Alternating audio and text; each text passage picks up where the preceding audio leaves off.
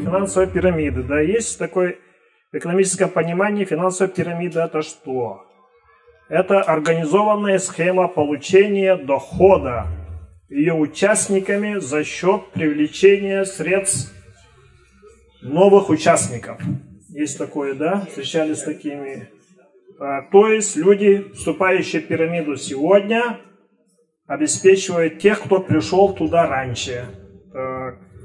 И все деньги будут аккумулироваться у одного человека или у нескольких у организаторов данной пирамиды. Да? Есть предпринимательство, да? Люди зарабатывают деньги, должны получать прибыль. Да? Предприниматель – это человек, который желает получить прибыль. Есть такое, да?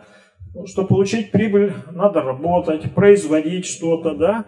Выпускать какие-то товары, оказывать услуги, да? Финансовая пирамида – это вот есть классическая финансовая пирамида, которая является мошеннической. Конкретно она ничего не производит, она вот собирает деньги, собирает у первого поколения, у второго, у третьего, у четвертого, у пятого, да? Пирамида идет как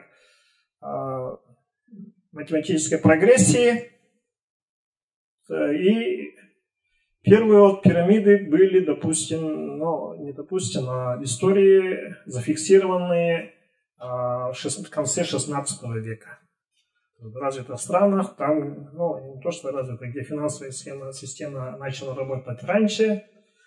Так, и вот в школе же мы физику проходили, да, один из первых, из наших, кого мы знаем, все пострадавшие, это был кто, да? Исаак Ньютон, да? Закон Ньютона, там физику все в школе учили, да? Так, один из гениев человечества, да, и то был жертвой финансовой пирамиды. Так, он на что попался, да? Он же жил где? В Англии, да? Так, они мореплаватели, плавали далеко, в Америку, да? Колонии имели, да? Была создана такая вот структура, организация, по нашему понятию, вот сейчас это акционерное общество. Выпускали акции южных морей. В то время, начало 17 века войны шли, тоже информация была, бурное развитие, переломы какие-то были, да, из одной формации в другую переходили. И Англия начала владеть испанскими колониями, да. Испания им предоставляла какие-то большие льготы по торговле. И такая вот фирма была создана. Но торговля шла с убытком даже, да? С очень маленькой прибылью, но вот рекламу дали, что это вот очень большая, очень прибыльная, да? И во много раз когда продавались акции этой фирмы, и вот наш общий знакомый Исаак Ньютон в свое время тоже закупал эти акции, они росли в цене, да?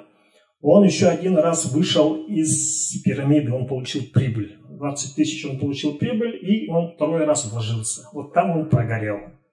И вот эта финансовая пирамида, многовековая история, человечество имеет многовековую историю. А мы столкнулись массово в 90-х годах, да?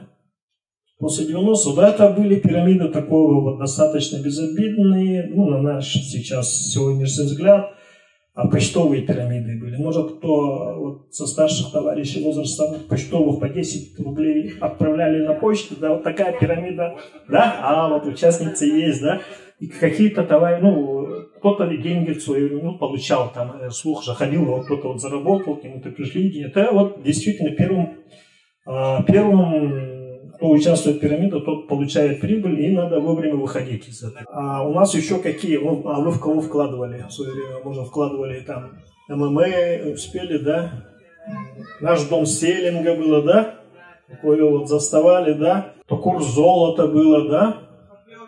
Хопер инвест, наконец-то я в инвесте, да, это было, да? И был еще, и очень, финансовая пирамида классическая, да, которая ничего не производит, но идет на привлечение дополнительных клиентов. С этим мы сталкивались, да. Классическая, она считается мошеннической, властелина была еще, да, и они вот наказание получили от государства, там сроки получали, да. Вот такое вот, ну, вся Россия постсоветская проходила такую эпопею. Заканчивается из-за чего? Потому что клиентская база заканчивается. Заканчивается количество, ну, людей в населенном пункте, в селе, в городе, даже в стране заканчиваются люди. На мировой рынок выходили? Да, вот на мировой рынок сейчас на вроде вот выходил тоже, да, создавал. Прибыль получает, ну, может получить свои деньги 10-15%. Кто-то может, и надо вовремя выходить. Те, кто вышел вовремя, те могут еще свои деньги сохранить или еще получить прибыль. Ну, немножко, да. А остальные 90%, от 85-90% все проигрыши остаются. Многомиллионные, да. В стране у нас миллионная клиентура участвовала, погорели. Было такое, помним мы, да. Сейчас тут ходят, да, у нас пострадавшие и желающие пострадать. Есть такие, да? Ну, есть такое заранее мошеннические операции, а есть еще вот когда человек начинает, предприниматель, какое-то дело, он действительно хочет работать, но у него дело не идет, да? Такие варианты и есть, да? Вот мы в Якутске, допустим, если далеко не ходить, у нас предприниматель Американов такой, слышали, да? Ага, сейчас он где-то судится, там не судится, или вот, ну, вот создавалась у него какая, да, кредитный кооператив, да, он вел строительство, он действительно работал, да, но вот со строительством у него какие-то неполадки. Чтобы покрыть и завершить свою эту программу, он начал другие программы строить, да, какие-то проекты, да. А так он, ну, не всегда же, он же не начал, чтобы мошенничать, не обманывать там земляков своих, там знакомых, да. Но чтобы покрыть убыток, он начал собирать деньги, чтобы завершить строительство, да. Ну, у него опять не получилось покрыть убытки, и вот кредитный кооператив, как он назывался-то? Ярко, да, Ярко вот сейчас очень много людей. Есть такой пример погоревших, да. Ну, Михаила, в принципе, он как... многие помнят, как он честный предприниматель, пытался работать, да, но вот у него неполадки пошли, вот он решил это привлечь деньги, достроить, да, но вот у него это не получилось. Такая вот. Есть заранее придуманные как мошеннические схемы, и есть вот, ну, волей судьбы, ставшие авторами финансовых пирамид, да? Что финансовую пирамиду создать, всегда его создают люди достаточно талантливые, достаточно образованные. И 300 лет назад они были с даром убеждения. Очень хорошую программу рассказать, да? И потом жизнь же меняется, что какие-то новые организации, деятельность появляется, да? Они этим используются. Сейчас же у нас тоже какие-то новые... При нас же появились акционерные общества, да? Советский Союз, всякие компании, инвестиционные программы, да? Финансовые пирамиды сейчас, ну, маскируются. Пирамиды какие бывают? Ну, в Египте были, да? В пирамидах Хеопса видели, да? Он же вот так же, да? Треугольником же, да? Видели там, знаем, да? А финансовая пирамида, вот некоторые говорят, они вот так вот наоборот строятся, да? И заканчивается основа, и он разваливается, да? Они всегда разваливаются, просто цикл жизни может быть разный. Цикл жизни может быть от 1,5-3 месяцев до, ну, от жизнестойкости, таланта руководителей, да? Может быть даже годами, да? Так, и они маскируются. Еще есть сейчас сетевой маркетинг, да, участвуем, у нас там стучаться в дверь, что-нибудь продать хотят, привлечь куда-то, да. Есть такой вот пример, достаточно вот распространенный. А вот, говорят, у нас новая, ну, всегда же, ну, в нашей жизни достаточно много мы новизны повидали, да. что-то новое появляется, чтобы не отстать от жизни, хочешь тоже где-то узнать, поучаствовать, быть первым, да? Вам продают семена от каких-то очень привлекательных, выгодных растений. Вам семена продадут, допустим, за 5000 и обещают через 3 месяца выкупить саженцы, то, что вырастили вы, за 15 000, да? Идем, покупаем эти семена, рассаживаем, да? Растем. Кто-то сдал, действительно купили у него, да? И в финансовых пирамидах есть реклама. Реклама достаточно талантливая, да?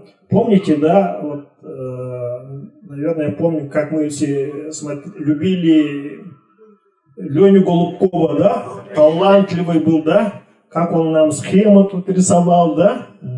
Как он там экскаватор купил, да? Было такое, да? Вот это талант маркетинговая реклама вот такая должна быть агрессивная и привлекательная, да? Чтобы люди повелись, да? И сопроводительное, вот что действительно куда-то деньги вкладывает, да? Чуть-чуть некоторые вкладывают, чтобы было там. Вот для этого нужно движение. Допустим, цена золота очень агрессивно и сильно росло в 90-х годах. Золото на международной бирже. В это время тоже люди вкладывали деньги, получали прибыль нелегально. Привлекались такие на пирамиду, часть денег вкладывалась. Значит, пирамиды какого бывает? 3 видов. Одноуровневый. Вот, допустим, кто-то из вас начинает какой-то проект, привлекает клиентов, вкладывает свои деньги сперва, да, складываете свои деньги, или занимаете деньги где-то, да, и вкладываете их, и начинаете вот такую агитацию. Вот у меня очень прибыльный проект есть, вот мне дадите деньги, собрали по 10 000, еще люди принесли, вы первым вернули деньги, да, это одноуровневый такой. А есть вот одноуровневая пирамида. А есть многоуровневая. Это вот когда первый клиент пришел, он 2 новых приводит, ему выплачивается. Те 2 клиента приводят тоже 2 новых, тоже деньги выплачиваются. И при таком раскладе количеств пирамида такая вот строится, в стране заканчиваются люди. Тут посчитано, по-моему, на 16 ступени. Так, это вот многоступенчатая, да, 2-й уровень. Первый уровень одноуровневый, да, вот когда первый там, в истории физические лица были, они вот просто зазывали, приглашали, строили такую пирамиду, а 2-й вот уже ступенчатый. Вот уже 1-й получает 2-ю ступень, получает 3-й, 4-й, вот такая вот идет пирамида. И вот сейчас есть такое вот слово матрица. Слышали, наверное, да? В матрицу входим, да? Матрицу там заполнится, если моя матрица заполнится, то есть 1 приглашает 2, те 2 4, 8, да, вот эта матрица закрылась, тогда вот внутри матрицы прибыли, и ты уходишь на 2-ю ступень, новую матрицу, значит, заполняете. И 3 вида тогда пирамиды сейчас, да? Одноступенчатый, многоступенчатый и матричный. Вот такие. И все вот эти пирамидальные системы работают по этим 3 видам. Значит, одноступенчатый, многоступенчатый, матричный. И остальное вот все маскировка, декорации. Вот очень красивые вещи могут быть. Какие-то инвестиционные программы. Что-то новое изобретать. Недавно начали и какие-то вот торговать, продавать, покупать что-то, да? Недавно вот приходили, мы диван купили за 100 000, да? Так. Теперь вот пирамида строится, сопровождает ее, допустим, мебельный салон, так, и кредитное учреждение или легальный банк. Значит, составители пирамиды сопровождали его. Буквально в этом году, а с прошлого года вот у Салданской села Капкины вот приходили, жалобы писали, мы смотрели, там они брали, значит, торговый салон мебельный, и в магазинах же есть кредитные учреждения, там, если покупаешь, то кредит выдают, да? Так. И финансовая пирамида. Так. Тут же получает вам рекламу. У меня денег сейчас нет, а вот вам кредит выдадут, да? Так. Кредит оформляется, деньги получают, и часть получает мебельные. И тут надо еще мебельную доплачивать. И те, кто вот привлекает клиентуру, тоже вот там они говорят, у нас вот одна женщина очень большие деньги получила. Вот, вот это рекламная акция. Кто-то должен получить деньги. Это очень рекламируется. Дефолт 1998 года же помним, да? Дефолт. Да, значит, ГКО, да, облигации. Это была государственная пирамида. Значит, это вот участие государства действительно участвует. Дефолт это что? Это невозможность отвечать по своим обязательствам, да? Так, значит, есть еще пирамида государственная. Кэшберы, вот про кэшберы спросили, да? Значит, кэшберы это вот сейчас еще всегда же новизна. Когда появляется что-то новое, появляются сопровождающие мошеннические операции, да? Они базируются на чем? На криптовалютах, да? Так? Да, на криптовалютах. А что такое криптовалюта? Это вот ничем не регулируемая как бы экономикой, там, рынком, да? Новая валюта, так сказать, да? То есть рубль у нас выпускается государством, так, а криптовалюта, их сейчас примерно 2000 новых денег, этих виртуальных денег. Их нету, но они есть, да? Он нерегулируемый государством, этот рынок, да? И вот на базе этого вот на кэшбере вот основа вот вкладывания на криптовалюте.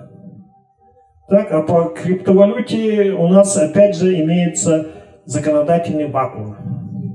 Пустота законная. В России нету законов. Так что их никто не может не привлечь. Да?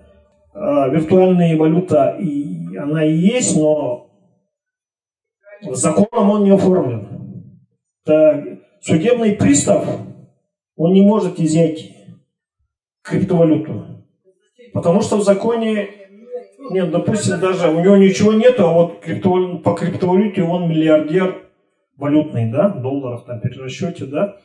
А у него исполнительное производство, да, исполнительный лист, он не может получить, он не имеет права, потому что он в законе не описанный как платежное средство, как денежное средство. И вот за счет новизны, вот кэшберы, тоже есть люди зарабатывают, да, где производство. Чтобы посмотреть пирамиду, допустим, да, во-первых, предприятие где зарегистрировано, за кем зарегистрировано, кто руководитель, где офис, да? Банковская система ВТБ, это вот, конечно, имеющая лицензию, да? Центральным банком регулируемая. У нас в стране главный регулятор кто? Центральный банк, да? Да, Центральный банк. Ценные бумаги, он с 2013 года он ценные бумаги регулировать начал. До этого он только банковскую систему, а сейчас страховой бизнес тоже Центральным банком. Рынок ценных бумаг тоже Центральный банк регулируется. Ну и, конечно, банковская система, платежная система, это банковская. Центральный банк регулирует, да? И микрофинансовые организации сейчас начинают регулироваться Центральным банком, да? То есть эти кредитные, кооперативные, да? Центральный банк работает согласно федерального закона, конституционного закона о Центральном банке. Федеральный закон регулируется. А председатель Центрального банка назначается кем, да? Государственной Думой. Кандидатура вносится Кем? Президентом. Государственную Думу на выборах участвовали же, выбирали тут. Да? Выбирали. Тоже, значит, мы участвовали в управлении Центральным банком, вы тоже участвовали. Главный ответ, как избегать финансовых пирамид. Да. Почему действительно олигархи туда деньги не вкладывают, если такая выгодная программа или предложение, да? Так. Тот же Абрамович, тот же, ну, действительно, Эверстат тут купил бы на несколько миллионов, да? Да. А тут собирает у населения, да? У пенсионеров, там, кто-то занимает деньги. Мы же люди там квартиры продавали, да, складывали, вкладывались туда, долг брали в банках, да, такое вот было, такие страсти были. Вот мы население, да, вот так, ну, была, ну, страна Албания, там вся страна входила в финансовую пирамиду. Значит, самой жесткой законодательством, конечно, отличается Китайская Народная Республика. За создание финансовых пирамид, мошеннических схем, расстрел, да, и вот Объединенные Арабские Эмираты. Там вот тоже смертная казнь. Вот, может, не расстрел, а что-нибудь более экзотическое, да. Пирамиды развиваются в странах, где идет изменение, да, изменение строя, социально-экономического какого-то структуры, да, структурные изменения. В это время вот появляются разные. Вот в стабильных странах, вот в Швейцарии никогда не слышал, не читал, что есть финансовые пирамиды, да. Население там, ну, так сказать, есть же еще дух авантюризма, да, можно сказать, да. Так. Ну, бывает в стране, вот когда все меняется, все рушится, или вот наши устои, мы выросли, да, вот это меняется, да, вот. Действительно, какие-то тут вчера был грязь, сегодня князь, да, кто-то. В это время какие-то шальные мысли появляются у населения. Поэтому вот стабильная стране должна быть.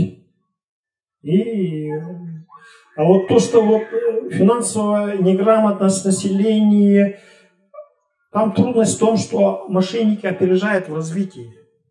Там много талантливой туда вот, ну, идет. Вот это и есть, что подтянуть к вот, населению, да, вот, ну, такой вот финансовая безопасность населения, вот именно безопасность, да, в части.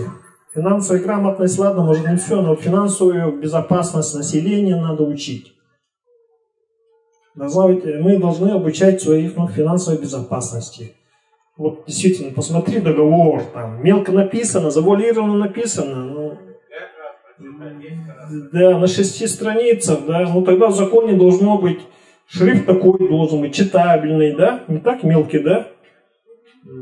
Ну, уже договор на 8 страницах мелким шрифтом, да, он должен быть, нельзя тогда мелкий шрифт употреблять, да, вот такой закон должен быть, там законодательная база должна быть тоже соответствовать, защищать людей, вот таких деталях. Мошенник, где он, где есть законодательный вакуум, он там торжествует, он занимает это место, использует, и вот этих вакуумов не должно быть. Финансовые пирамиды, вот, они были, будут, но надо безопасность населения. Конечно, законодательный вакуум бывает, да, но надо, чтобы законодательная база подготовленная была.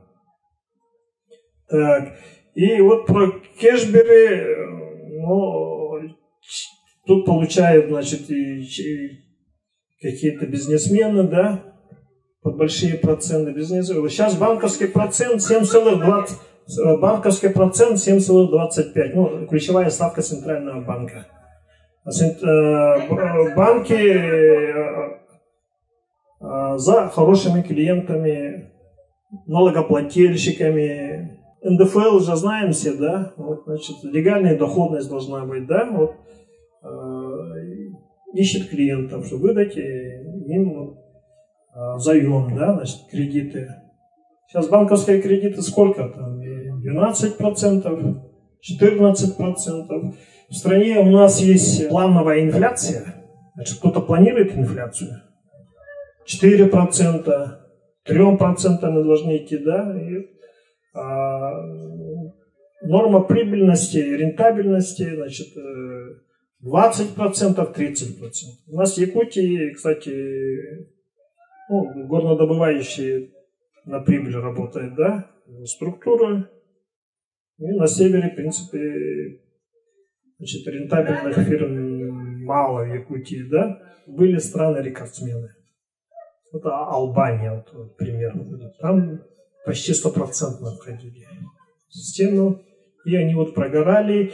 И на основании то, что вот финансовая пирамида разорилась, правительство страны уходили в отставку. Революции были. Тоже такое вот есть политическое действие происходили. И вот уличные беспорядки были. Сетевой маркетинг, он государством разрешается. Совмещение сетевого маркетинга, да, сетевой торговли с финансовыми пирамидами, это вот повсеместно идет. И вот надо вот, я думаю, вот спасение, это вот, научить финансовой безопасности населения. Вот, финансовая грамотность, она сильно широкая. Там, финансовая грамотность, там, бюджетную систему там, изучать, там, все финансовые законодательства, банковскую систему, да, анализ финансовый, да, вот, это вот сильно, а вот финансовая безопасность населения, вот, термин надо вот, в этой части работать.